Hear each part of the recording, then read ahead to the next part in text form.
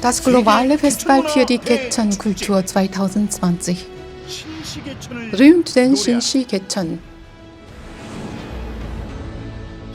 Das goldene Licht des Herbstes strahlt jetzt auf der ganzen Welt aus. Heute, am 15. November, am 1. Oktober nach dem Mondkalender, treffen wir uns endlich hier über die Grenzen der Länder und über die Krise der Corona-Pandemie hinaus. Wir sind hier zusammen, um den Gründungstag des ersten Landes im Osten zu feiern. Dieser Gründungstag Gecheonjeol ist erst 2 Tage später, der 3. des 10. Mondmonats. Der eigentliche Gecheon-Feiertag ist nicht der 3. Oktober nach dem gregorianischen Kalender und auch nicht der Gründungstag Dangun Josons. Vor 5917 Jahren kam Hanung mit den 3000 Samlang-Zivilisationspionieren auf den Weg Dusan. Dort in der Gottesstadt Shinshi führte er ein Opferritual für Samshin-Sangjenim aus und gründete das erste koreanische Reich Baedal. Am 3. des 10. Mondmonats wurde das erste Reich in Shinshi gegründet. Dieser Tag ist der eigentliche Gecheon-Feiertag, an dem das ursprüngliche Kultfest für den Himmel und die Erde als Eltern der Menschen gefeiert wurde. Die Wurzel Baedals liegt in Hanguk. Hanguk ist das erste Land der Menschheit, das vor 9000 Jahren im Zentrum Eurasiens gegründet wurde. Es war ein goldenes Zeitalter der menschlichen Geschichte, in dem die Menschen das göttliche Licht in sich trugen. Alle Weisen in Hanguk beschlossen, Hanung zu schicken. Hanung gründete auf die Weisung von himmlischen Kaiser Hanin das erste Reich. Hanung übernahm die Gründungsidee Hanguks zur Grundlage für sein Land. Das waren Hongik-Ingan und Jesse-Ihwa. Hongik-Ingan bedeutet den Menschen, der sich in Einigkeit mit dem Himmel und der Erde für das Wohlergehen der Welt einsetzte. Jesse-Ihwa ist der Weg, nach der Lehre Samshins die Welt aufzuklären. Seit dem Zeitalter von Hanguk und Baedal ist die Gründungsidee Hongik-Ingan und Jesse-Ihwa bis heute überliefert worden und liegt der geistigen Kultur Koreas zugrunde. Sie bildet gerade den Geist des Gecheon für das Öffnen des neuen Himmels. Verkündet nun die Wiederkehr des Gecheon.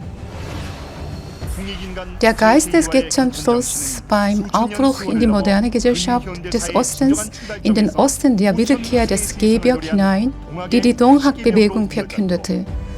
Es wirkt bis heute immer noch als Quelle für die unendliche Vitalität und Kreativität der Koreaner. Während sich die ganze Welt mitten in den schlimmsten Erschütterungen durch die Corona-Pandemie befindet, wehrt sich Korea bisher erfolgreich und macht der Welt Hoffnung. Die Menschheit ist heute der Klimakrise und den Umweltkatastrophen hilflos ausgesetzt und leidet unter dem Unheil der Pandemie und dem Krieg.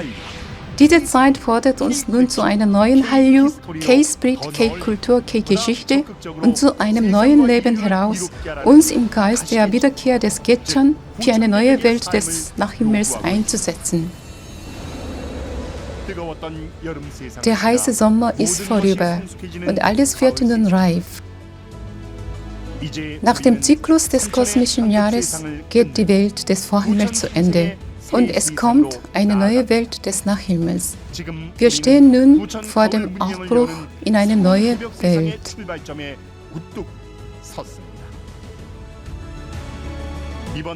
Die ursprüngliche Kultur Koreas enthält wunderbare Kräfte von Heilung, das innere Licht, Spiritualität und Göttlichkeit.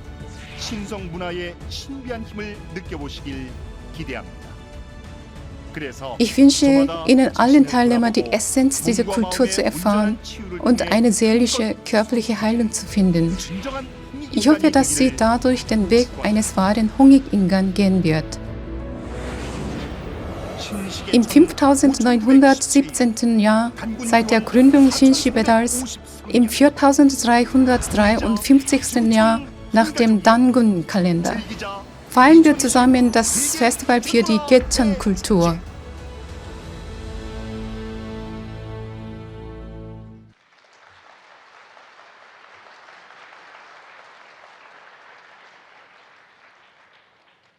Nun wollen wir einen besonderen Referenten einladen.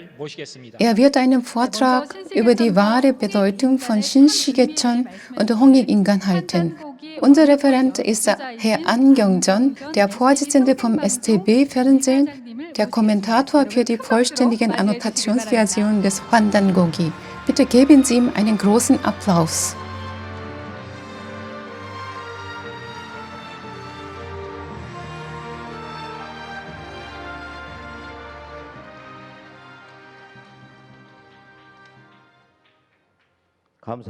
Vielen Dank. Die meisten von Ihnen haben wohl die Broschüren bekommen. Heute ist ein bedeutungsvoller Tag. Ich habe hier 3 Broschüren. Eine davon ist die Schrift Cheonbugyeong, die vor 9000 Jahren entstand. Dann die Schrift Samil Shingo aus der Zeit Shinshi Pedals, dessen Gründungstag wir heute feiern. Als letztes kommt das berühmte Hongbom Guju, die von Dangun Wanggeom selber verfasst und an China überliefert wurde. Das sind die 3 Quellenschriften der alten Geschichte. Über diese Schriften habe ich einige Jahre lang mit Experten im In- und Ausland diskutiert. Nun sind sie in Englisch übersetzt und so schön gedruckt. Bitte geben Sie einen feurigen Applaus für diese Errungenschaft. Cheonbugyeong entstand vor 9000 Jahren, gilt als die erste Schrift der menschlichen Zivilisation, die erste heilige Schrift, die erste Offenbarung. Ist das wirklich zu glauben? Die Frage ist eindeutig zu bejahen. Alle Urschriften über die alten Zeiten wurden durch 1000 Jahre oder abertausend Jahre überliefert und wurde dabei von Experten, Eingeweihten berichtigt oder korrigiert. Die heutigen klassischen Schriften aus alten Zeiten sind größtenteils auf diese Weise vollbracht worden. Es kann sein, dass die Cheonbugyeong vor 9000 Jahren möglicherweise mit einem einzigen Wort entstand. Es gab das Wort Eins und sagte vielleicht, unser Universum begann so. Aus Eins entstand es und kehrt wieder auf Eins zurück. Das ist die ultimative Wahrheit. Diejenigen, die die Cheonbugyeong später erhielten, interpretierten das Wort. Eins ist der Anfang, eins entsteht aus dem Nichts. Auf diese Weise wurde Cheonbugyeong weiterhin kommentiert und viele tausende Jahre hindurch überliefert. Die Cheonbugyeong besteht aus 81 Schriftzeichen, aber in dieser kurzen Schrift ist eine geistige Urform von Politik, Kulturen und Religionen der Menschheit enthalten. Heute feiern wir den Gründungstag von Shinshi Pedal. Samil Shingo ist die Schrift aus dieser Zeit. Was ist der Mensch? Wie kann er die Göttlichkeit in sich selbst wiederfinden? Diese Frage lässt sich aus dem Samil Shingo in 366 Schriftzeichen entschlüsseln. Deshalb hoffe ich, dass Sie die 3 wichtigen Schriften gut aufbewahren und sie oft rezitieren, um das Rätsel der Wahrheit und das Geheimnis der altertümlichen Kultur zu lösen und damit zu Pionieren der neuen Zeit zu werden. Noch vor dem Beginn meines Vortrags möchte ich Ihnen Bücher vorstellen. Es gibt wichtige Werke zum Studium der Geschichte vor etwa 6000 und 9000 Jahren. Korea hatte eine Urkultur und eine alte Geschichte. Wir haben sie aber gänzlich verloren. Der Buchclub Hangum hat neulich seinen ersten Band herausgegeben, in dem die 10 besten Bücher über dieses Thema zusammengefasst sind. Der Club verdient einen großen Applaus für seine Bemühungen. Hier haben wir auch die Zeitschrift des Vereins Daehan Sarang. In Heft 3 sind viele gute Artikel veröffentlicht. die die Wahrheit unserer Geschichte ans Licht bringen. Diese beiden Bücher erhalten Sie gratis. Das ist ein Geschenk von mir für alle hier heute Anwesenden.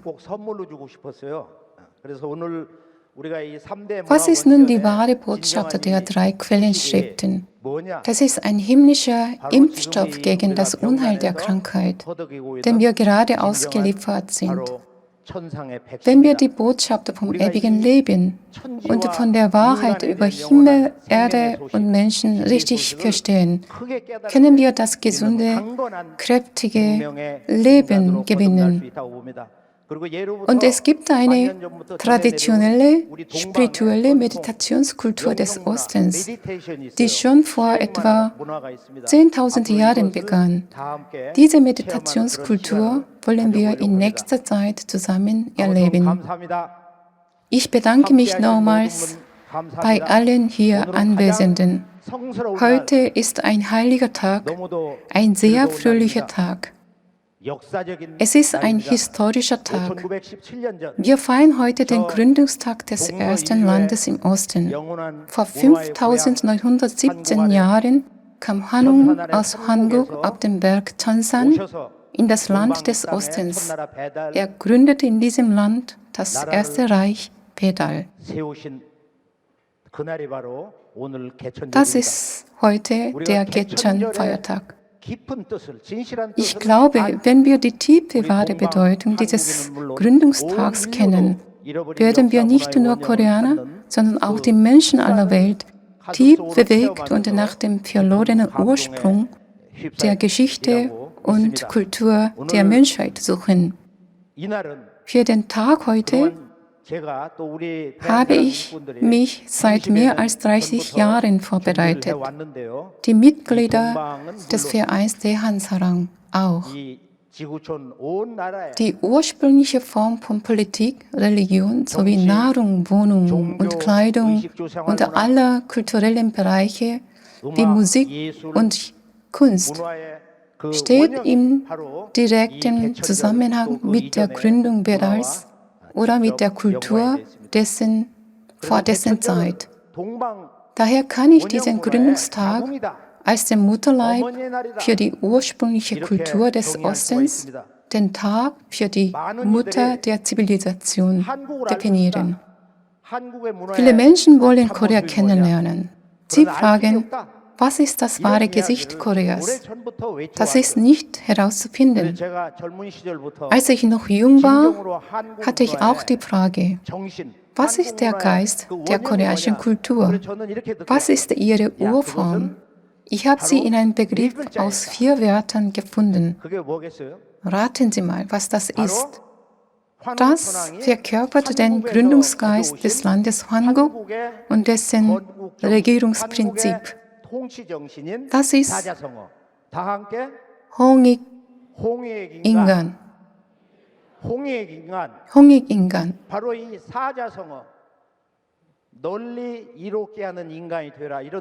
Hongik-Ingan bedeutet die Förderung von Wohlergehen aller Menschen. Was heißt das wirklich? Was ist die wahre Bedeutung?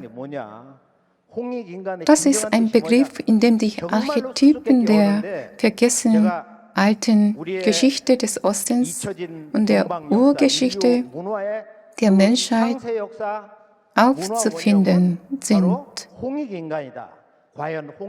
Was ist also Hongik-Ingan? Heute wollen wir diese vergessene ursprüngliche Kultur wiederfinden. Es gibt etwas Eigentümliches von Korea, was Koreaner sehr stolz macht. Wissen Sie was? Korea ist eben das erste beste Land der Welt, das die Urform der geistigen Kultur gut aufbewahrt hat. So kann ich es definitiv erklären. Korea ist auf Englisch formuliert the first advanced country. Aber wie haben wir diese Kultur und Geschichte verloren? Schauen wir uns die repräsentative Liste der Kulturerben Koreas an. Die Top 10 der wunderbaren Kulturerben Koreas. Erstens, Hangul, das beste logisch aufgebaute Alphabet der Welt. Die ursprüngliche Bezeichnung von Hangul war Hunminjeongeum. Für das Hunminjeongeum diente die alte, aus 38 Buchstaben bestehende Schrift Garimto Dangun Josons als Vorlage. Zweitens, der älteste Buchdruck mit den Metalllettern. Jigjisimche der Goryeo-Dynastie ist das Buch vom ältesten Buchdruck der Welt. Sie erschien 78 Jahre früher als die Gutenberg-Bibel. Drittens, das Land der goldenen Kronen. Von den 13 goldenen Kronen der Welt wurden 10 Kronen in Korea ausgegraben. 6 von Silla, 3 von Gaya, eine von Goguryeo. Das ist ein Hinweis für die Übernahme der Verehrungskultur des Lichts von Dangun Joseon. Viertens, das Ursprungsland der Seide und der Ritterrüstung. Das chinesische Buch Samsang-Chepion beschreibt, dass die Seidenraupenzucht die Erfindung von Taeobokki und Yeomje-Shinnon war. In Dangun Joseon wurde Ritterrüstungen aus Leder und Tierknochen, Helme aus Kupfer hergestellt. Fünftes, astronomische Beobachtung, das Epos Sohyosa. Korea besitzt die älteste Sternkarte Cheonsang-Yeolcha Bunyajido. Die erste geografische Schrift des Ostens Sohyosa entstand auch in diesem Land. Sechstes, Samshin und die 7 Sterne. Die alten Vorfahren brachten Opfergaben auf den Altar für den Himmel und feierten Rituale für den Samshin-Gott. Sie gravierten die 7 Sterne an den Dolmen ein. Die Anzahl der Dolmen in Korea ist die größte der Welt. Siebtes, Cheonbugyeong und die Flagge Taegukgi. In der Taegukgi sind die Philosophie über Himmel, Erde und Mensch und die Grundidee von Gongongamni, der 8 Trigramme enthalten, die Taeobokki aufgrund der Cheonbugyeong vor 5500 Jahren zeichnete. 8. Der wahrhaftige junge Mensch Rang. Die Statuen der meditierenden Göttin und des Gottes aus dem Hongsan-Gebiet setzte die Welt in Erstaunen. Der Geist des Samnang, der als Wahrheitssucher lebte, blühte in Hwarang des Reiches Silla auf. 9. Himmel und Erde als Eltern des Menschen. Korea ist das Ursprungsland der Kultur Sohn des Himmels. Himmel wird als Vater, Erde als Mutter verehrt. Der Altar auf dem Berg Marisan auf Ganghado ist das repräsentative Relikt dieser Kultur. 10. Der Weg des großen Han. Gründet nach dem Tao das Land und regiert es nach dem Tao. Der eigentliche Name Koreas ist Daehan, das große Han. Eine neue Kulturbewegung, um den Geist des großen Han wieder zu beleben, wird in der wahren Donghak vollendet. In dieser Liste ist ein besonders wertvoller Begriff, der die Eigenschaft der ursprünglichen Kultur des Ostens prägnant darstellt. Das ist der 9., der Gedanke über den Himmel und die Erde als Eltern des Menschen. Himmel ist der Vater und die Erde die Mutter. Alle Menschen sind die Kinder von Himmel und Erde. Der Mensch ist das Wesen, das von Himmel als Vater und Erde als Mutter geboren ist.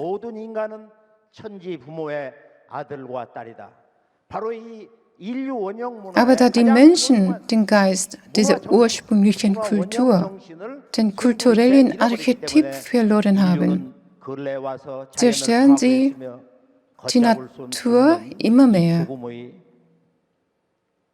Dadurch stecken sie immer tiefer in tödlicher Krise. Die Menschheit befindet sich jetzt in einer leidvollen Krise.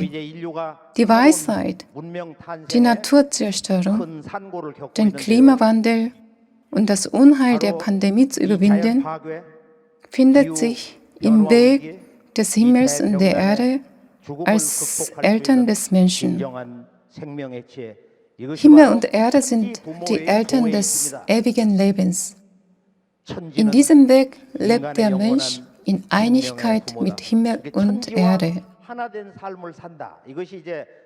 Das ist die wahre Botschaft aus der alten Kultur des Ostens. Diese Botschaft wurde jedoch nicht weiter überliefert.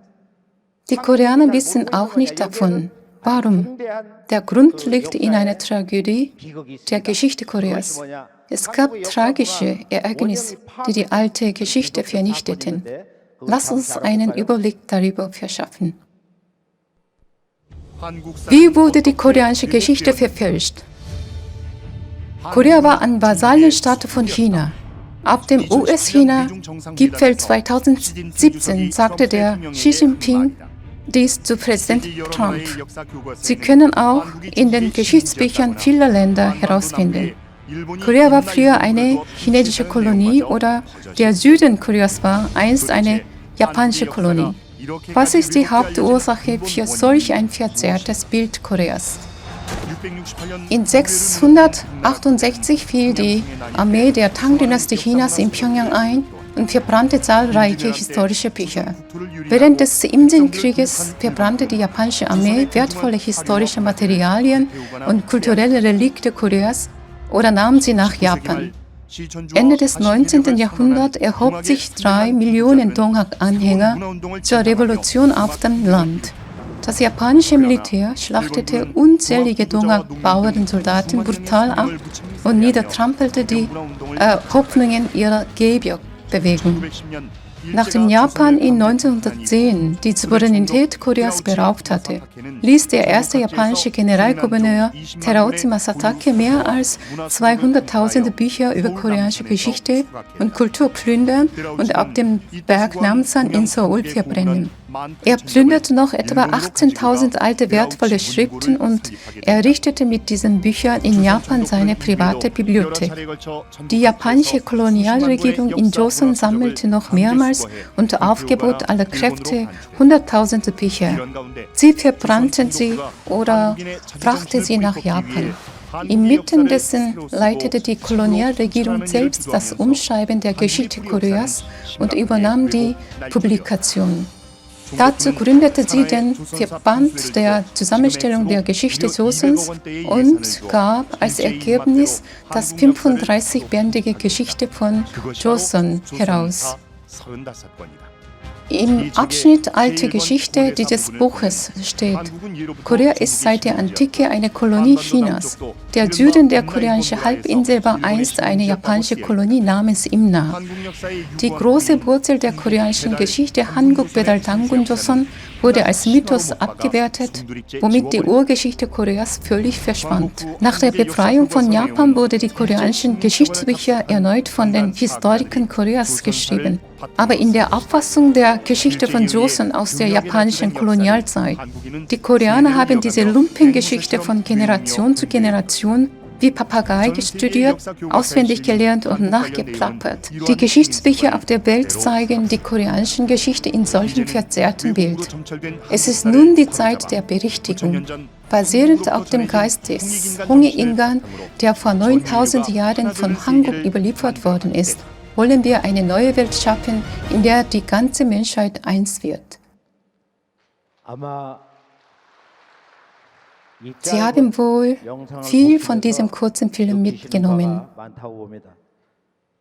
Durch die berüchtigte Geschichtsauffassung zum Zweck der japanischen Okkupation und die sinozentrische Geschichtsauffassung sowie durch mehrfache unheilbare Katastrophe des Landes wurden die wichtigen Bücher und Aufzeichnungen der koreanischen Geschichte verbrannt und vernichtet. Gab es eigentlich keine Aufzeichnungen zur alten Geschichte Koreas, die von unseren Vorfahren verfasst wurden?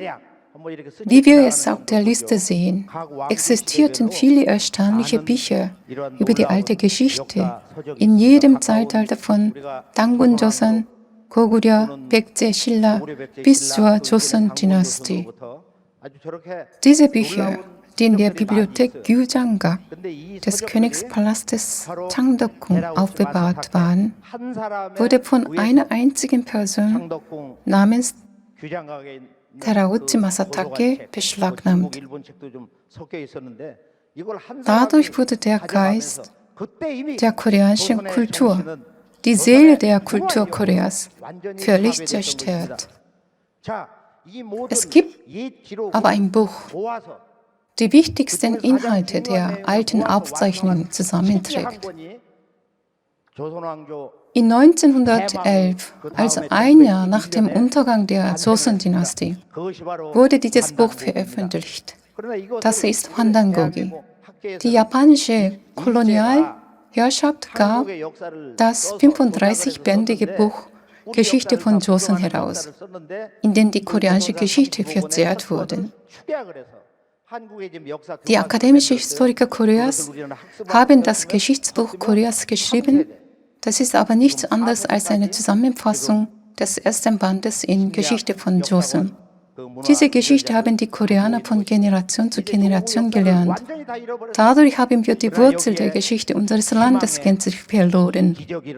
Aber nun geschieht ein Wunder der Hoffnung, das Hwandangogi. Das Hwandangogi wurde in 1000 Jahren von den 5 jeweiligen hervorragenden Gelehrten der Silla, Goryeo und Joseon-Dynastie verfasst. Die 5 einzelnen Bücher wurden meist in der Familie Lee aus Goseong aufbewahrt und weiter überliefert, bis sie in einem Buch zusammengebunden und unter dem Titel Hwandangogi herausgegeben worden ist. Was für ein Buch ist Hwandangogi? Was für ein Geschichtswerk ist das Hwandangogi? Die koreanische Geschichte wurde völlig zerstört. Gibt es wirklich keine Aufzeichnungen von der Wahrheit der Geschichte Koreas? In den Annalen der Joseon-Dynastie ist eine Liste der Bücher zu finden, die die Regierung beschlagnahmt. Auf der Liste waren Gojoseon Bisa, Daebyeonsol, Jodegi, Pyogun Samseongmilgi, Samseongi-pon, Anamno und Wondongjung und so weiter. Das sind die alten Schriften, die die verlorenen Altertumsgeschichte Koreas, einschließlich Hanguk-Bedal und Dangun Joseon behandelten. Ein Privatbesitz dieser Bücher wurde streng verboten. Wenn jemand sie versteckte, wurde sie mit dem Tod bestraft. Früher existierten einige Dutzende alte koreanische Geschichtsbücher, aber die meisten davon wurden vernichtet und gänzlich vergessen. Was sind eigentlich die wichtigsten Fakten dieser Bücher? Die meisten der überlieferten Aufzeichnungen sagen, dass der eigentliche Gecheon-Feiertag der Tag ist, an dem himmlischer Kaiser Hwanung Bedal gründete und dass vor Bedal Hanguk existierte. Die koreanischen Unabhängigkeitskämpfer sahen auch Korea als Nachfolger von Hanguk Bedal und Dangun Joseon an. Gibt es dann Bücher, durch die wahre koreanische Kultur und Kultur der Hallyu richtig kennenzulernen sind? Hwandangogi ist das Buch, in dem der Ursprung dieser Kultur zu finden ist. Das Hwandangogi besteht aus 5 historischen Werken: Samseonggi, Dangunsegi, Bukbuyogi, Taebegilsa. In diesem Buch sind viele alte Geschichtsbücher Koreas, die wir nicht kennen, erwähnt. Hwandangogi ist ein erstaunliches Werk. Im Hwandangogi finden wir den Archetyp der koreanischen Kultur wieder. Etwa 120 Abhandlungen über Hwandangogi sind bis jetzt veröffentlicht. 90% davon zogen die Schlussfolgerung, dass das Hwandangogi authentisch ist. Warum wird das Hwandangogi aber als verfälschtes abgelehnt? Weil die Historiker in Korea eine zusammengefasste Version der Kolonialgeschichte gelernt haben, wollen sie das Hwandangogi nicht anerkennen. Unter ihnen ist kaum jemand, der den Originaltext dieses Buches genau lesen und ihn entschlüsseln kann. Denn das Hwandangogi ist keine einfache Aufzeichnung, sondern enthält die Anschauung von Menschen, Gott, Universum vor 10.000 Jahren. In letzter Zeit erschienen viele Studien, die die Debatte um die Verfälschung des Hwandangogi zum Abschluss bringen. Die erste Ausgabe des Hwandangogi wurde 1911 veröffentlicht. Neulich wurde ein Buch über das Hwandangogi entdeckt, das 10 Jahre danach geschrieben war. Der Verfasser ist der Historiker Lee Goseon. 1924 schrieb er das Vorwort des Buches Hwandanseegam. Vor kurzer Zeit wurde eine Kopie von einer ersten Sonderausgabe des Hwandangogi entdeckt. An vielen Stellen dieser Kopie stehen Anmerkungen mit der Namenangabe Lee Gi-ju. Eine Untersuchung über diese Kopie ist unter dem Titel Das Hwandangogi von 1909, Wahrheit des Hwandangogi und Falschheit der Behauptung, Hwandangogi sei unauthentisch, veröffentlicht. Wer mit einer richtigen Geschichtsauffassung das Hwandangogi durchliest, kann den wahren Geist der Hallyu finden.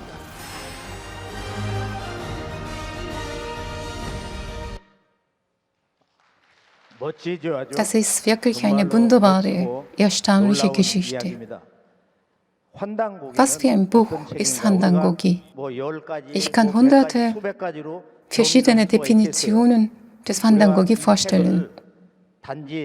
Aber wenn jemand dieses Buch nur einmal flüchtig gelesen hat und gleich beurteilt, dass Handangogi sei verfälscht, würden Sie dieser Meinung sein, die unsere alten Vorfahren verneinen, oder der Auffassung folgen, dass die Urahnen der Menschheit in alten Zeiten wirklich existierten? Das Handangogi ist das echte Geschichtswerk, das mit der Sprache der ursprünglichen Kultur der Menschheit geschrieben wurde. Es kann doch sein, dass es während der Überlieferung Fehler gab, denn dieses Buch wurde in 1000 Jahren geschrieben. Auch beim Abschreiben von den Originaltexten zu den verschiedenen Menschen kann Änderungen etwa von 5% geben, um die unklaren Stellen zu ergänzen. Durch solche mühsamen Editionsarbeiten wurde das Handangogi endlich nach 100 Jahren veröffentlicht. Jeder Klassiker erschien in der Vergangenheit durch solche Editionsarbeiten. Vorher habe ich Terauchi Masataki erwähnt. Er hat wertvolle alte Schriften Koreas nach Japan mitgenommen und verbrannte mehr als 200.000 Bücher über koreanische Geschichte und Kultur auf dem Berg Namsan. Interessant ist aber sein Name als Kind, Ju Saburo. Ju bedeutet langes Leben und Saburo Samnang.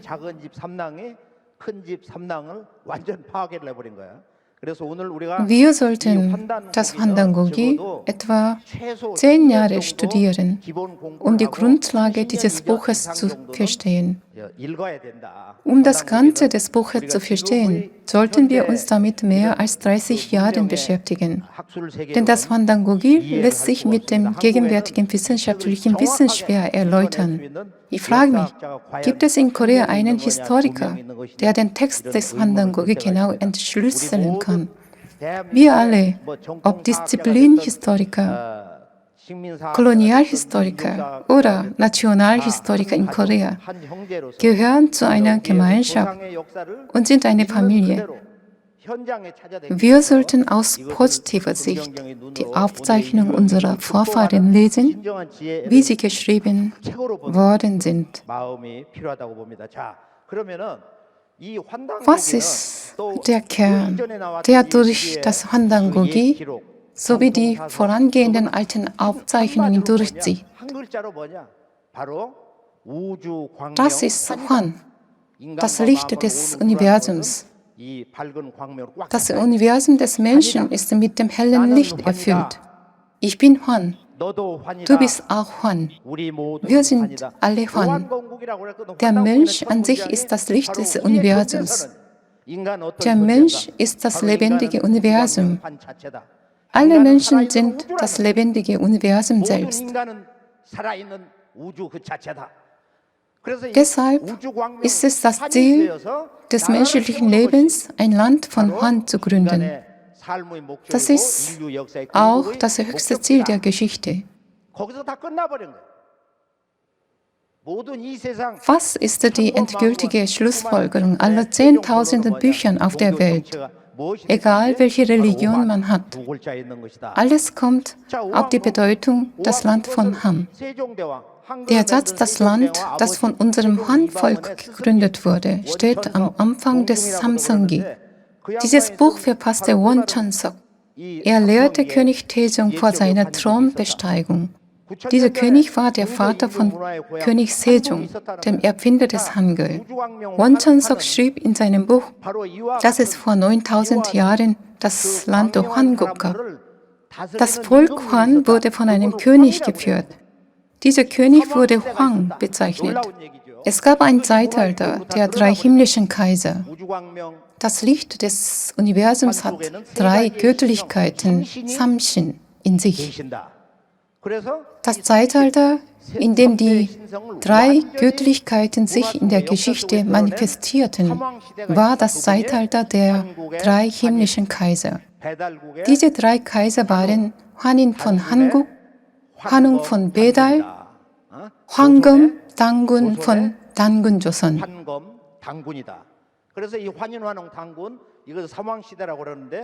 Was ist der Mensch eigentlich? Was bin ich? Wozu bin ich als Mensch geboren? Der Mensch ist der Hwan, das Licht des Universums. Der Mensch strebt ein Leben als Hwan an. Er erlebt in sich die drei Göttlichkeiten des Universums und lebt, um das Göttliche zu verwirklichen. Dieser Mensch heißt mit einem Wort Rang, genau bezeichnet Samrang. Rang bedeutet eigentlich junger Mann oder ewige Jugend. Die Koreaner nennen den frisch verheirateten Bräutigam Shinlang. In der Silla-Dynastie, die fast 1000 Jahre dauerte, blühte diese Rangkultur. Da gab es die Organisation Hwarang, Saseonrang, Giparang und Nanrang. Sind bekannte Namen unter der Hwarang. Die Kulturbotschafter der Joseon-Dynastie trugen bei ihrem Besuch in Japan Hüte mit 3 Blumenzweigen. So heißen sie auch Hwarang. Die Samrang stammt konkret aus Samshirang. Samshirang war ursprünglich ein Amt, Samshin zu dienen. Samrang in Bedal diente dem König. Diese Samrang-Kultur wurde nach Japan überliefert. Die Wegbereiter der japanischen Geschichte waren Samurai. Sam von Samshirang heißt auf Japanisch Samu und Rang Rai. So heißt Samrang auf Japanisch Samurai. Samurai wird mit dem chinesischen Schriftzeichen Shi bezeichnet. Das Zeichen Shi ist die mittlere Silbe von Samshirang. In dem Buch von amerikanischen Wissenschaftlern, der die meisten Klassiker Ostasiens übersetzt hat, steht ein wunderbarer Bericht über das Morgenritual der Samurai. An jedem Morgen kultivierten Samurai ihren Körper und Geist, lasen Bücher und übten sich in Meditation. Am hellen japanischen Ritter finden wir die dreizackige Dekoration und in deren Mitte 3 Blumenzweige.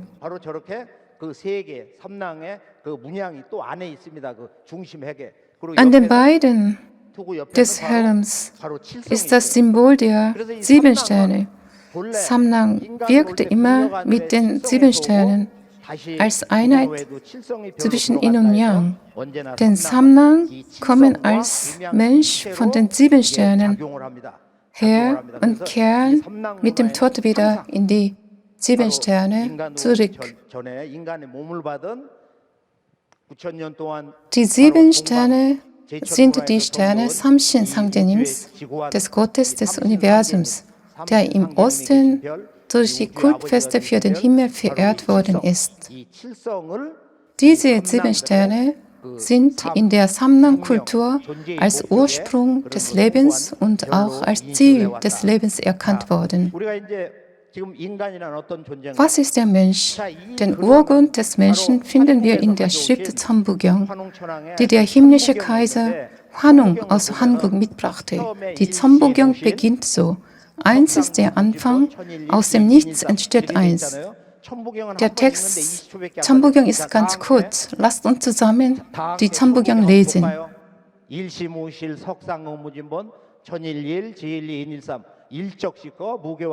전이삼, 지이삼, 인이삼, 대삼합, 육생칠팔구, 운삼사, 성환오칠. 마지막 일묘연, 만왕만내, 용변, 부동본, 본신본, 태양악명, 인중천지일, 일종무종일이다.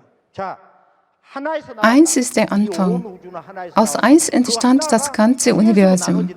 Diese 1 teilt sich in 3 Äußersten. Was sind die 3 Äußersten? Das sind der Himmel, die Erde und der Mensch. So heißt das. Der Himmel ist eins, die Erde ist eins, der Mensch ist eins. Der Himmel und die Erde sind die Eltern des Menschen. Der Vaterhimmel ist der Archetyp der Wahrheit und wird als Kreis dargestellt. Die Mutter Erde ist ordentlich und wird als Quadrat symbolisiert. Der Mensch lebt jeden Augenblick in Einigkeit mit dem Himmel und der Erde und ist demnach die große Eins. Für ihn steht das gleichzeitige Dreieck. Das Dreieck ist das Symbol für den ewigen Menschen. Es ist zugleich der Code, mit dessen Hilfe das Rätsel der ursprünglichen Kultur der Menschheit zu entschlüsseln ist.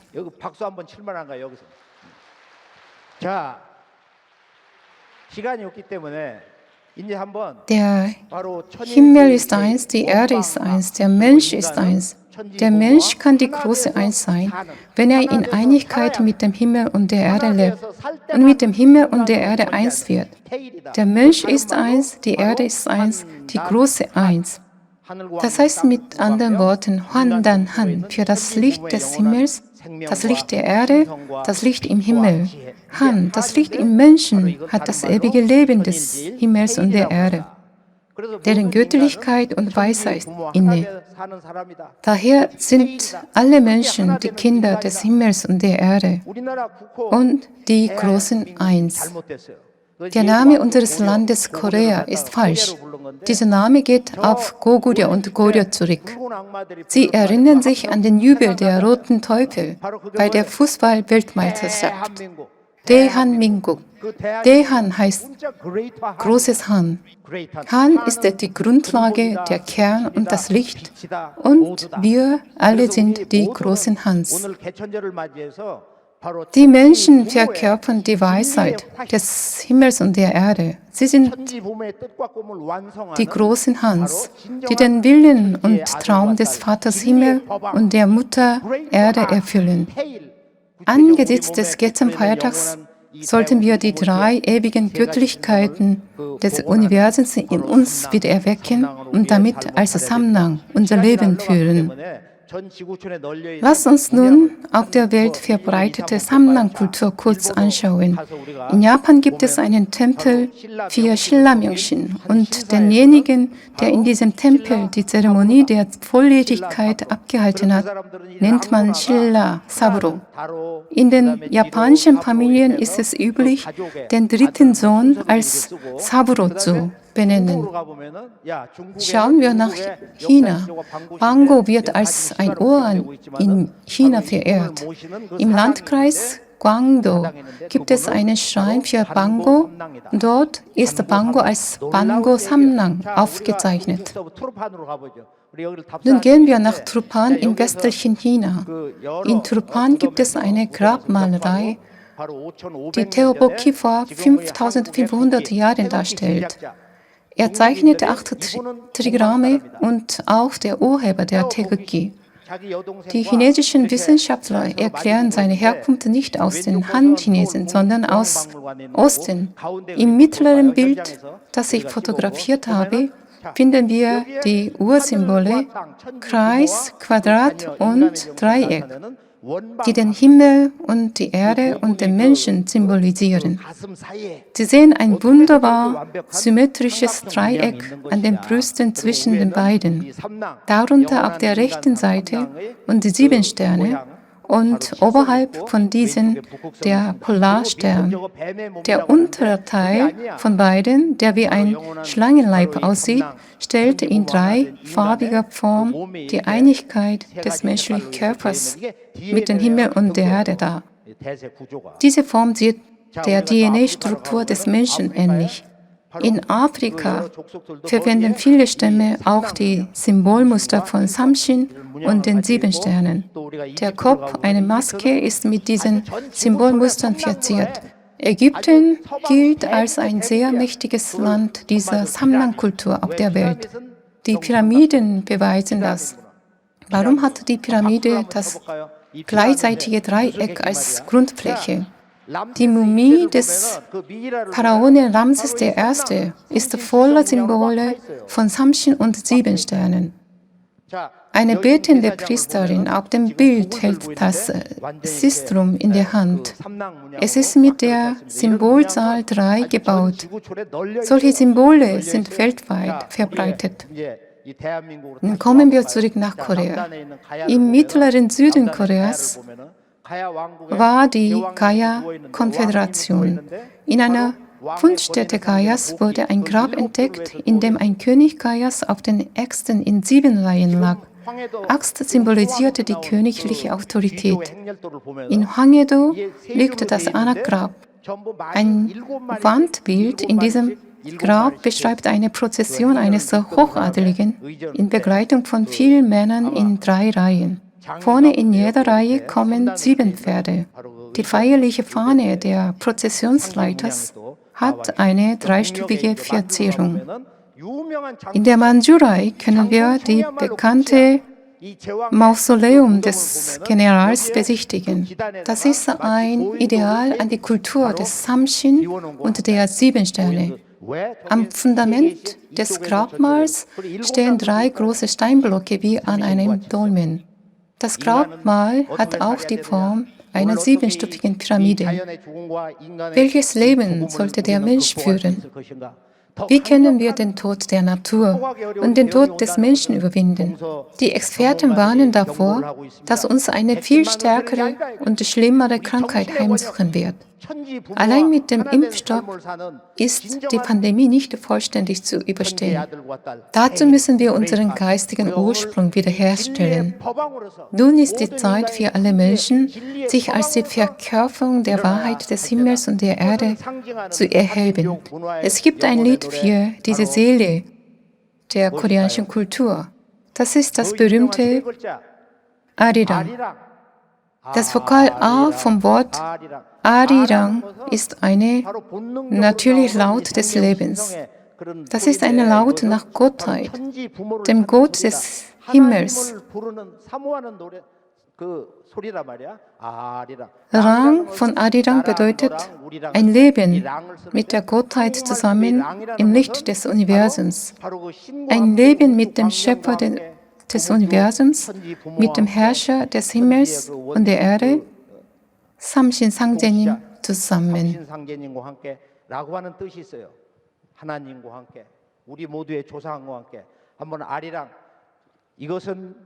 Arirang ist das Lied nicht nur für Koreaner, sondern für alle Menschen.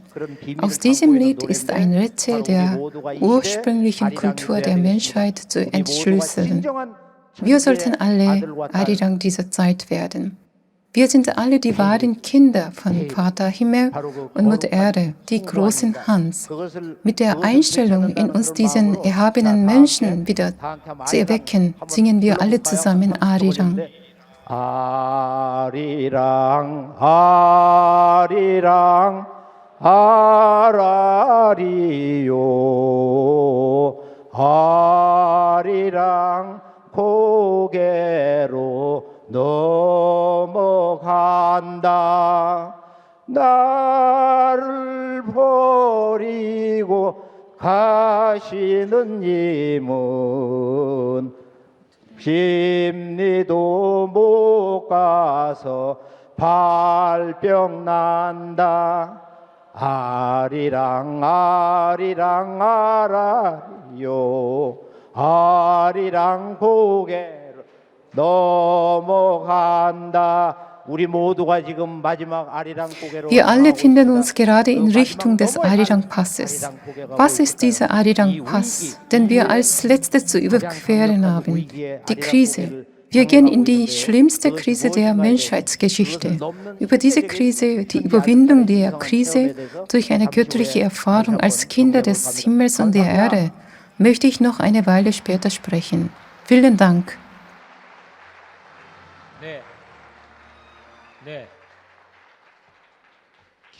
Der Vortrag veranschaulicht uns, dass der Gedanke über den Himmel und die Erde als Eltern des Menschen dem Geist des Gechen zugrunde liegt.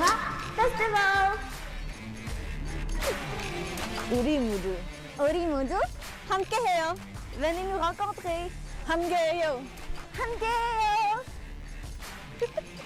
So I took place in the festival last year and it was a lot of fun.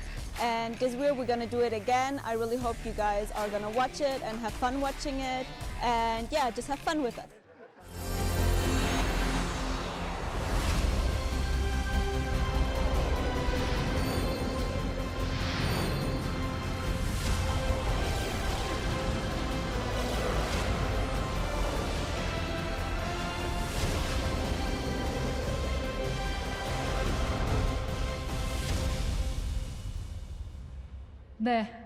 Jetzt ist es an der Zeit für den zweiten Teil des Vortrages mit dem Titel Verkündet nun die Wiederkehr des Getchen.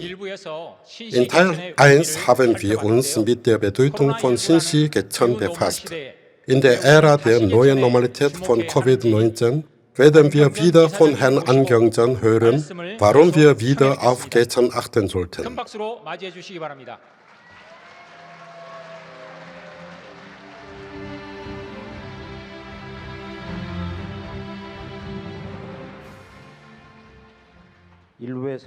Da ich in Teil 1 zu viel Zeit verbracht habe, werde ich versuchen, den zweiten Teil des Vortrags möglichst skizzenhaft durchzugehen. Nun, was sind die Menschen? Warum wurden wir als Menschen geboren? Woher kommen wir und wohin gehen wir? Was ist der Zweck des menschlichen Lebens? Eine Antwort von der Urkultur Koreas sowie der Menschheit auf diese Frage ist, dass Menschen wirklich den Weg des ewigen Lebens gehen, wenn sie ein Leben führen, das eins mit dem Vater Himmel und der Mutter Erde ist. Es ist der Weg zu Tail, einer großen Person. Tail ist die Inkarnation des Lebens von Himmel und Erde, der König der Wahrheit, das Zentrum der Geschichte und der Meister. In diesem Sinne ist er das große Han. Han bedeutet nicht nur Koreaner auf der kleinen koreanischen Halbinsel im Osten, sondern ist eine wahre Definition der Existenz für alle Menschen in Vergangenheit, Gegenwart und Zukunft. Wir sind alle großes Han. Wir sind alle Tail. Wir sind alle die wahre menschliche Ewigkeit dieses Zeitalters, der Prototyp der ewigen menschlichen Existenz. Das ist das Samlang. Denken Sie daran und jetzt sehen wir es genauer an. Die Urkultur der Menschheit kam aus den Opferritualen. Vor 9517 Jahren gab es 12 Länder im Osten und dem Tianshan-Gebirge 12 Hanguk. Aus diesen Ländern begaben sich Leute über die Beringstraße und begründeten die indianische Kultur in Nord- und Südamerika. Vor etwa 5000 Jahren tauchten in einer westlichen Region im Nahen Osten plötzlich die Menschen mit entwickelter Zivilisation auf. Diese sind die Sumer-Zivilisation. Und sie erzählten eine Geschichte in Zehntausenden von Keilbuchstaben, dass sie über das Tianshan-Gebirge gekommen seien. Das Land des Vaters der Menschheit, die Heimat der Ost- und West-Zivilisationen ist also das Tianshan und das Reich Hanguk. Die indianische Gesellschaft bestand aus hunderten kleinen Nationen. In der früheren Zeit schlossen dort die einzelnen Länder jeweils mit den Indianern Land zu den Vereinigten Staaten von Amerika zusammen. Im Indianischen Museum in Washington findet sich Informationen über mehrere geschichtliche Ereignisse vor. Es gab früher Hunderte von indianischen Ländern und 13 Länder der damaligen Vereinigten Staaten bildeten durch Einheit mit repräsentativen indianischen Ländern zu den heutigen Vereinigten Staaten. Woher kommen sie? Eine Karte im Mexikanischen Museum besagt, dass die Eingeborenen hier die Beringstraße überquert haben. Das bedeutet, dass sie aus dem Reich Hanguk gekommen sind, die wirklich da waren.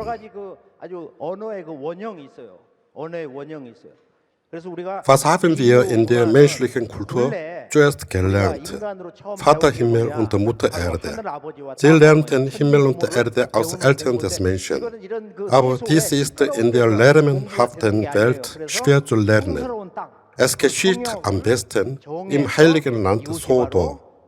In Sodo wird das Herz Gottes und das Herz von Himmel und Erde gewonnen. Und es ist das Sotte, das dabei eine Rolle spielt. Und es wird ein heiliger Baum genannt. Solche Kultur gibt es auf der ganzen Welt, in Norwegen zum Beispiel. Und es geht darum, einen hohen Pfahl zu errichten.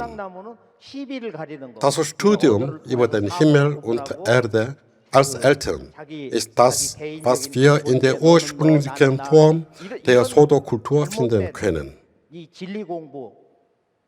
천지 부모에 대한 이런 신성 공부는 우리가 바로 소도 문화 원형에서 모든 것을 찾아볼 수가 있는 것이다. 자, 이 문화 원형이 Dieser kulturelle Archetyp kam als Relikt des Berges Sonamsan in der östlichen Mandschurei heraus, wo Koreaner gelebt hatten. In den 70er Jahren wurden mehr als 2000 Relikte ausgegraben und das Grab vermutlich des Ehepaars Hwanung wurde entdeckt. Die Altäre für den Kultfest zum Himmel und zum Samshin wurden in der Nähe ausgegraben. In dem vermutlichen Grab von Hwanung befindet sich eine Samnyeonbyeok, Dreier-Ringkette aus Jade. Diese Kultur der Opferrituale im Osten bewegte sich nach Westen und eröffnete die berühmte Hongshan-Kultur. Dadurch wurde die Zivilisation am Gelben Fluss in China am Ende der Routen des Y-förmigen Gürtels geöffnet. Die Kultur der Opferrituale des Baekdusan-Kulturgebiets ging außerdem direkt in das Zivilisationsgebiet des Gelben Flusses über. So kann man sagen, dass diese Baekdusan-Kultur der Ursprung der Kultur im Osten ist. Professorin Jong Kyung-hee analysierte diese Kultur der Opferrituale in Liaodong und Liaose und veröffentlichte ein wundervolles Buch. Bitte geben Sie einmal für sie einen Beifall. Sie spricht darin, die Kultur der Opferrituale in der Hwandangogi ist die Dreiquellenkultur des Himmels, der Erde und des Menschen, die der Prototyp der Kultur der Menschheit. Was für eine Kultur ist diese Hongshan-Kultur? Wir wollen hier kurz darüber einen Videoclip sehen. Hongshan-Kultur. Im Jahr 1983 in der Provinz Liaoning in China wurden große Gräber, Steine und Altäre ausgegraben, die in anderen neolithischen Zivilisationen nicht vorkamen und erregten weltweite Aufmerksamkeit. Diese Funde befinden sich außerhalb des chinesischen Kulturraums und wird als Hongshan-Kultur bezeichnet. Sie ist eine der wichtigsten archäologischen Entdeckungen im 20. Jahrhundert. Eine Priesterstatue aus diesem Funde trug einen Shangtu-Haarknoten, ein eigenartiges Symbol der koreanischen Kultur. Und er zeigte die Bereitschaft der Koreaner, als Hwan, das helle Licht, zu leben, in ihrem Glauben an den Gott, der als Herrscher des Universums in den 7 Sternen residiert. Die Zeit der Hongshan-Kultur entspricht der Ära von Vedal. Sie ist die Wurzel der Kultur Koreas. Professor Bokide sagte in Bezug auf diese Funde, die ausgegrabenen Artefakte in Form eines Vogels, Bären und einer Frau stellen die Bärenfrau Ungya dar, wie sie im Geschichtsbuch Samgongyusa ausgedrückt wurden. Dies ist insofern das einzigartige Ereignis, in dem die Relikte mit den historischen Aufzeichnungen so gut wie identisch sind. Die chinesischen Historiker bezeichneten früher die Hongshan-Kultur als ein mysteriöses Reich, da sie diese Kultur anhand ihrer eigenen geschichtlichen Aufzeichnungen nicht entschließen konnten. Aber jetzt behauptet China, dass sie eine wichtige Kultur sei, die zur Entwicklung der chinesischen Kultur beigetragen habe. Die vorherrschenden Historiker Koreas wollten jedoch die Hongshan-Kultur weder zu Korea noch zu China gehörend betrachten. China ist mit der Drachenkultur weit bekannt, aber die Kultur des Drachen und des Phönix wurde mehr als 2000 Jahre zuvor im Fund der Hongshan-Kultur entdeckt. Und hier können Sie ein Grab eines als Priester zuzumutenden Mannes sehen. Auf der Kopfseite lag ein Haarknotenhalter aus Jade, der Okko, der Sanctu deckt. Und wir können große Energie aus diesem Jade-Relikt erhalten. Die Eltern, Himmel und Erde sind ewig eins mit ihren Kindern, den Menschen. Sie können nicht getrennt werden. Der Mensch ist mit ihnen von einem Herzen, einheitlicher Organismus. 이건 분리될 수가 없다 이거. 천지 부모와 한 마음 한 생명체다. 자, 이 3년벽. Nun, Samnyeonbyeok. Auf der rechten Kopfseite im Grab, das vermutlich zum Ehepaar Hwanung gehörte, befand sich Samnyeonbyeok, die den Geist von Vater Himmel und Mutter Erde symbolisierte. Der Geist von Samnyeonbyeok kann basierend auf Himmel, Erde und Menschen auf verschiedene Weise interpretiert werden. Die wichtigen Elemente dieser Kultur der Opferrituale sind die drei Gottheiten in diesem Universum. Sie werden in einem als Samshin genannt. Dieser Samshin ist der wahre Herrscher des Universums und über den Himmel und die Erde, die den Menschen Körper geben. Er ist der Samshin Sangjenim, der seit dem Reich Hwanguk sowie Bedal so seit 9000 Jahren im Osten verehrt wurde. Hier sind die Zahlen 3 und 7 sehr wichtig. Die Gruppe BTS ist in der Welt mit 7 Mitgliedern erfolgreich tätig. In der Anzahl der 7 Sterne, mit der Zahl 7, die mit der Idee der ursprünglichen Kultur Koreas und der Menschheit in Berührung kommt, verbreitet sie die Hallyu-Welle. Wie rührend ist das? Geben Sie einmal den Beifall für sie. Fassen wir zusammen. Der Mensch ist eins mit Himmel, Vater und Mutter Erde. Wir müssen dem Tau des Himmels und der Erde entsprechend leben. So werden sie zu Menschen des ewigen Lebens. Stellen sie die Urkultur vollständig wieder her. Dies ist die Proklamation der Donghak, die der erste Ausgangspunkt der modernen Zivilisation war. Donghak ist eine großartige Lehre. Sie ist keine Religion, sondern eine neue Kulturbewegung des Lebens. Die Grundgedanken von Donghak wurden inzwischen massiv verzerrt. Donghak verkündete also, künftig wird die Ordnung des ganzen Universums vollständig verwandelt. Die Jahreszeiten werden geändert und eine völlig neue Zivilisation der Menschheit wird geboren.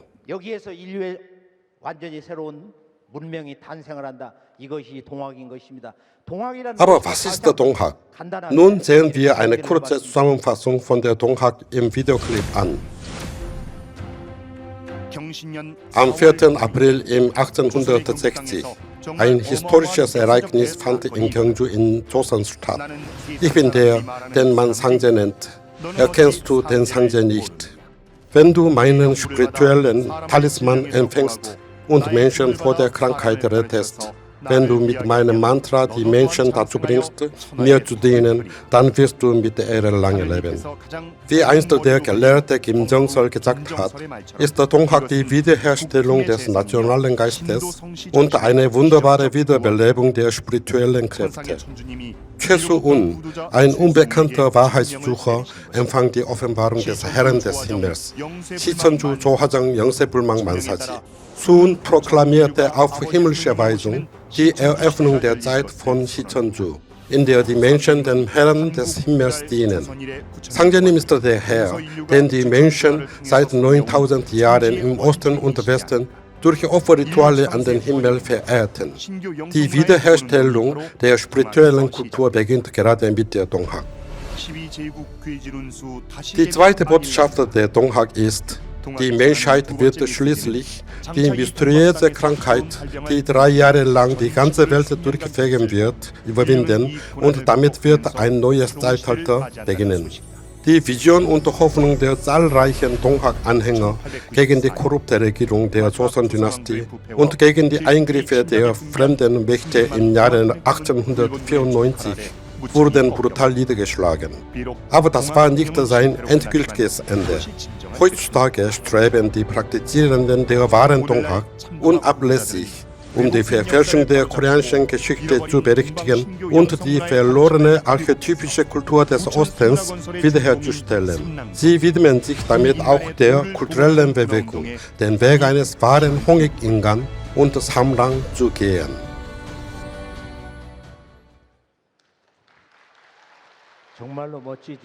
Donghak ist also mit einem Wort keine Religion. Das Wort Religion ist ein Wort, das während der japanischen Herrschaft geschäft und verwendet wurde. Im Osten gibt es eigentlich das Wort Religion nicht. Es gibt nur das Tao. Seit Hanguk, Bedal und Dangun Joseon hieß es, regiert das Land mit dem Tao. Aber was ist dieses Tao? Das ist die Idee von Hongik-Ingan. Mit dem Begriff Hongik-Ingan verkünden wir, wenn wir das vom Vater Himmel und Mutter Erde kennen, können wir mit den Eltern eins werden. Wir können Teil werden. Wir können Samrang, das Ideal der ewigen menschlichen Existenz, werden. Donghak übermittelte als wahrer Ausgangspunkt der modernen Zivilisation 3 Botschaften der neuen Ära. Erstens, eine unbekannte, schwer überwindbare Krankheit sucht die Menschheit heim und reißt 3 Jahre lang die gesamte Welt mit. Dies ist jedoch kein Virenproblem. Das ist Gebirg. Die Ordnung dieses ganzen Universums änderte sich. Während sich die Ordnung des Universums von Himmel und Erde ändert und das Unheil durch die rätselhafte Krankheit überwindet, tritt eine neue Hoffnung der Menschheit in die Gebirgswelt ein. Nun, was ist Gebirg? Nur wenn Sie Gebirg kennen, können Sie neue Nachrichten von Donghak erfahren. Was ist Gebirg? Was überwindet dies? Zweitens ist zunächst die folgenden 13 Zeichen zu nennen. 시천주, 조화정, 영세불망, 만사지. Und dann die folgenden 8 Zeichen. 지기금지, 원이, 대강, mit der man die Energie des neuen Lebens von Himmel und Erde erhalten kann. Insgesamt sind es 21 Zeichen, die aus den Zahlen 3 und 7 bestehen. Was bedeutet 시천주, 조화정? 천주 bedeutet der Herr des Himmels und der Erde.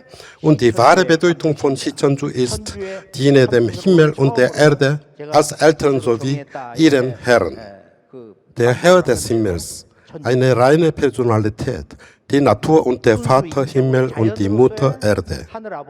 Im Osten nennt man den Herrn von Himmel und Erde, der das ganze Universum regiert.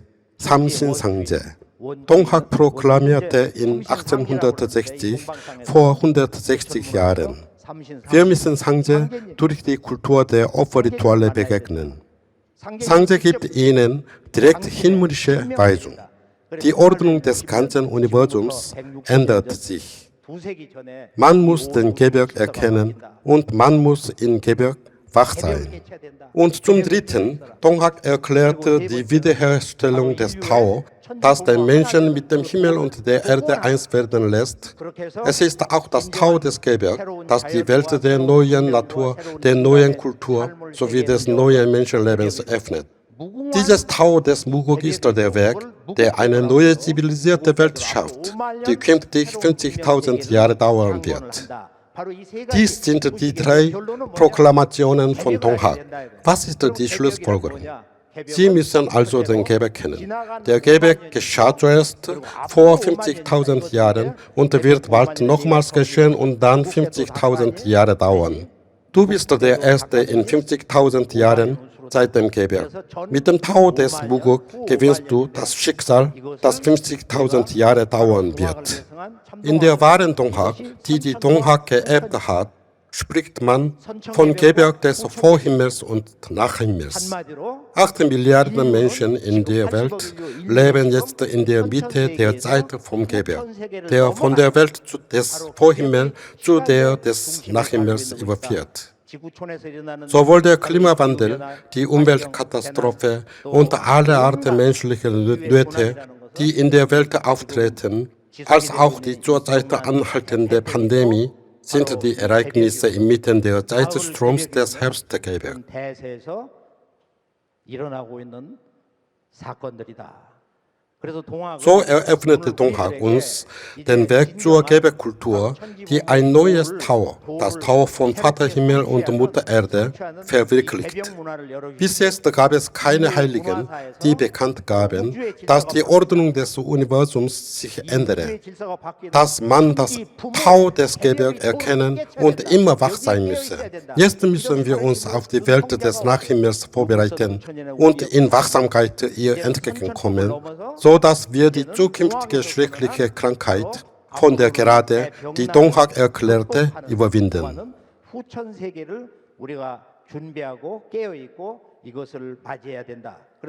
Nun erkläre ich Ihnen als Schlussfolgerung des heutigen Vortrags das Lied des neuen Lebens von Donghak.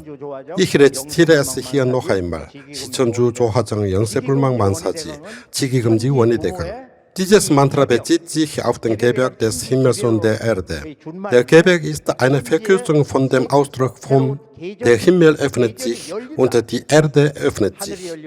지기금지원이대강 bedeutet, dass ich dieses Gelübde mache. Ich möge dieses ewige Leben des Herbstes, das Leben des Himmels und der Erde jetzt in Fülle aufnehmen. 지기금지 원이대강, 지기금지 원이대강. In 1894 haben 100.000 Donghak-Bauernsoldaten und 3 Millionen Donghak-Anhänger dieses Mantra rezitiert.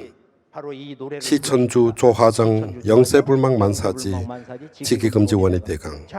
Wenn wir nun auf die menschliche Kultur zurückblicken, ist der Zweck des Vorhimmels das Teil, das mit dem Himmel und der Erde als Einheit lebt. Was dieses Teil vervollständigt, ist Teil, wie dies das medizinische Buch 동의보감 definierte. Das Teil vom Vorhimmel ist eine große Person, die mit dem Tau des Himmels und der Erde als wahrer Mensch gilt, der große Hahn. Das Teil vom Nachhimmel bezweckt diejenigen, die den Traum für die wahren Söhne sowie Töchter des Himmels und der Erde verwirklicht haben. Die Vollendung des Teil ist Teol. 바로 천지 역사의 주인공이 되는 태일이다.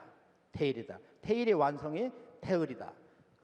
동의보감 spricht von Teol Gugo Chonjon. Wenn man diesen Spruch rezitiert, kann man die Poken, die die menschlichen Zivilisationen vom Altertum über das Mittelalter bis zur modernen Zeit umgestürzt hatten, überwinden. Diese Medizin des Lebens, die stärkste Medizin aus der Zeit der Urkultur, die Poken zu überwinden, ist gerade dieses Teol. Teol Gugo Chonjon. Nachdem zahlreiche Donghak-Anhänger von japanischen Mächten besiegt wurden, erhob sich die wahre Donghak. Sie wurde zum Fundament der Unabhängigkeitsbewegung. Es war die spanische Grippe, die zu dieser Zeit Menschen auf der ganzen Welt tötete. Die Grippe wurde durch das Tau von Teol ausgetrieben. Die Anhänger der wahren Donghak rezitierten das Mantra Teolju, das Heilmittel des neuen Universums, wodurch sie in der Unabhängigkeitsbewegung eine wichtige Rolle spielte. Neulich wurde ein Buch mit dem Titel We are the Weather, also wir sind das Wetter, herausgegeben. Imitierend dieses Buch wollen wir auch sagen, wir sind der Herbst. Wir müssen alle zu den Menschen des Herbstes werden. Wir müssen alle, ohne Ausnahme, als Söhne und Töchter des kosmischen Herbstes neu geboren werden.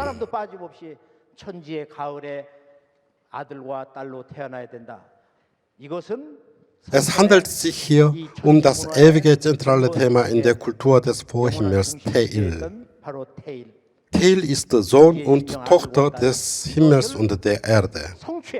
Ich werde die heutige Botschaft mit den Wünschen abschließen, dass Sie alle durch die Kraft des Teil zu wahren Söhnen und Töchtern des neuen Universums zum großen Han werden.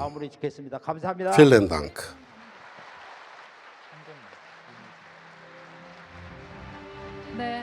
Vielen Dank. Es war eine sehr wertvolle Zeit, um zu erkennen, wohin wir in der Ära der Covid-Pandemie gehen müssen. Wir hoffen, dass Sie Ihre Eindrücke und Meinungen in YouTube-Kommentaren hinterlassen werden. Vergessen Sie auch nicht, abonnieren sowie mag ich zu drücken, wenn es Ihnen gefällt. Nehmen wir uns einen Moment Zeit, um ein Videoclip über Ankündigung des Tages der spirituellen Erfahrung anzusehen, der am 1. Januar 2021 beginnen wird. Endlich kommen die Hallyu-Fans der Welt über alle kulturellen Hindernisse hinaus zusammen und lernen die spirituelle Kultur Koreas kennen. Der Kern einer neuen Lebenskultur liegt in der Einigkeit des Menschen mit Vater Himmel und Mutter Erde. Vom 1. Januar 2021 an wird ein neues Leben beginnen. Kinder und Jugendliche sowie die ganze Familie aus aller Welt. Bitte schließen Sie sich uns online an. Wir bereiten für Sie eine bedeutende Stunde vor, um K-Spirit, K-Kultur, K-Geschichte zu erfahren.